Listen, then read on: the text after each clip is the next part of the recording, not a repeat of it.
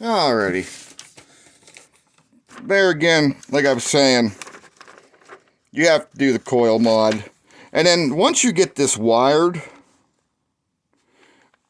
sky's the limit then. Because once you figure out what coil's what here, you can put any computer in as long as the two cylinders match up with however that computer's firing. And then you got regular plug wires. Because now that I think about it, yeah, I had to switch. These two fire opposite with between the 3.3, the 3.8, and the 3.7 computers. So you had to swap these four wires around regardless, because coil number one, like I said, always fires first. These are the two cylinders that always fire first.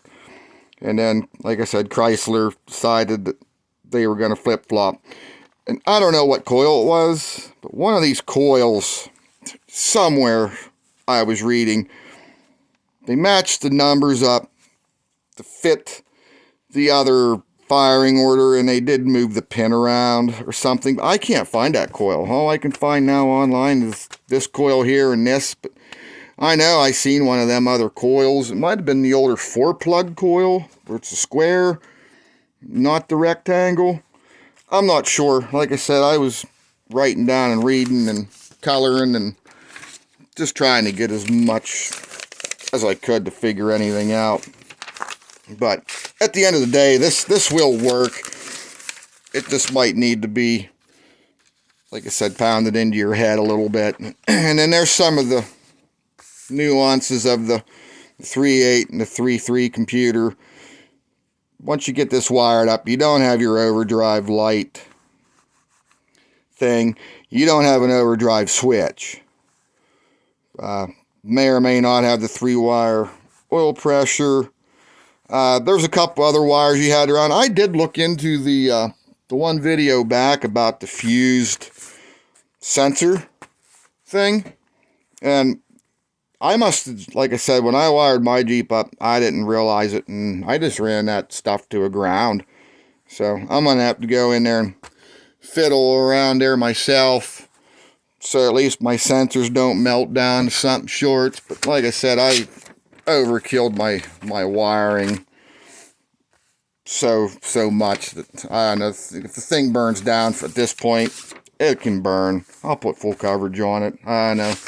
The good hands of Allstate. See if they strangle me. Who knows? But the 3.7, you don't have the overdrive light. The AC needs switched. Your fan relay stuff.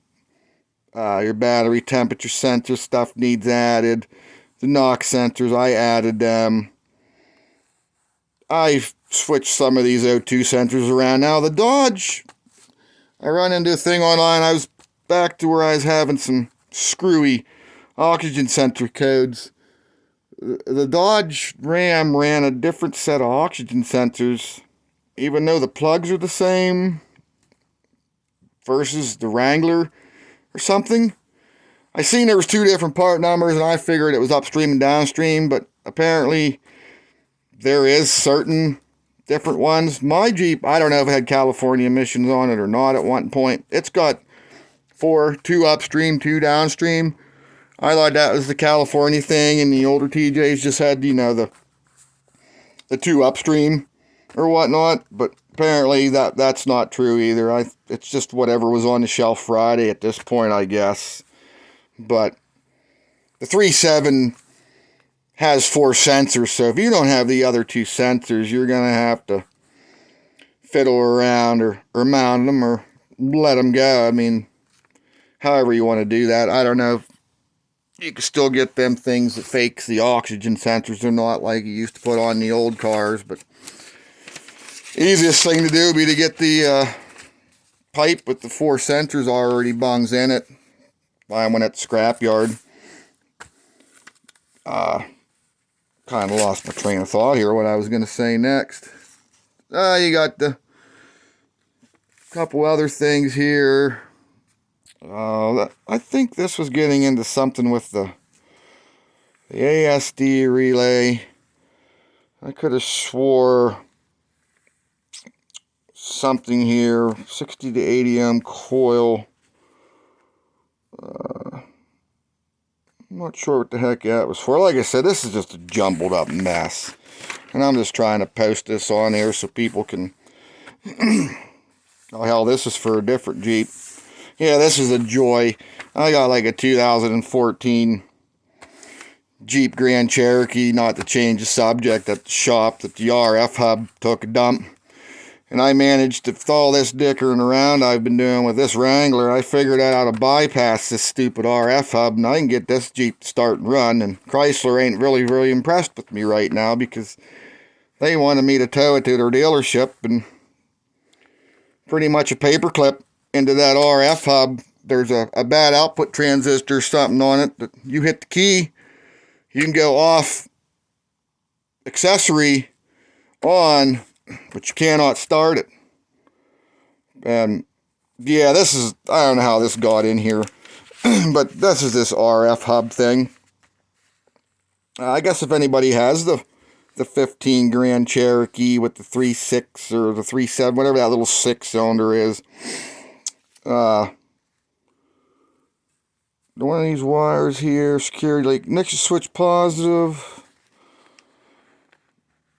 there was a pink wire that's called accessory on or something. I went from this fused B plus to that pink wire, and it fed power to the computer.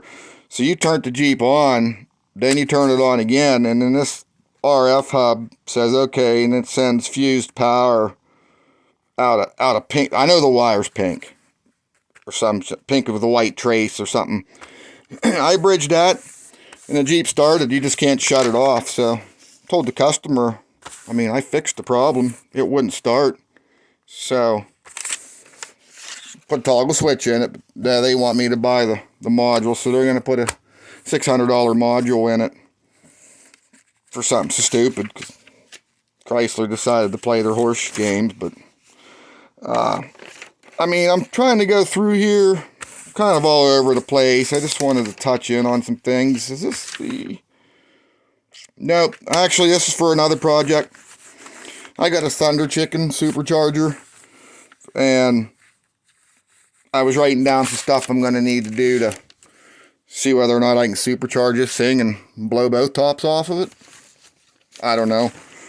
Seen a couple guys online doing it.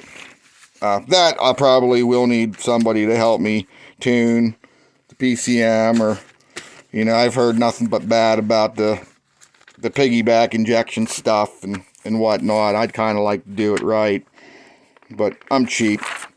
I mean, at the end of the day, I'll probably just use a Hobbs switch and pressure and just dump fuel to it till it explodes. I mean, I don't know. It's just the way I do things. I do it the hard way once and then go back and try to fix it.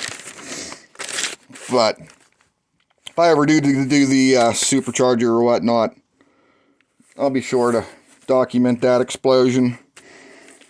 Here was for the injectors. 3.3, I believe it was at 43 pounds. Fuel pressure, 20 something.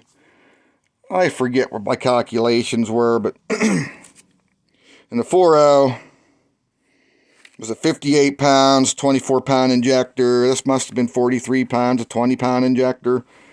This was the flow rate of the 4.0, and that's the flow rate of the 3.3. But I don't know if this number here included this injector running at this pressure. I might have, oh yeah, 58, so I did do it. So the 3.3 is going to dump a little bit more fuel, so it's going to be a little bit more rich, but the fuel trims ought to take care of that. I wanted to touch in on that with the fuel injector size, with the 3.3 and the 3.8. They're a little bit smaller, but a little bit different pressure there, and or something there. I don't know what the heck to come up with there, but yeah, they were judging this off of the 43 pounds. So at the end of the day, you're only 4 points off. So I mean, what's it going to do? I think the fuel trims will catch up, but well, I'm going to cut her off here. Another 10-minute segment here. This just makes it easier for me to upload these videos. So we'll get into it here, the next section here.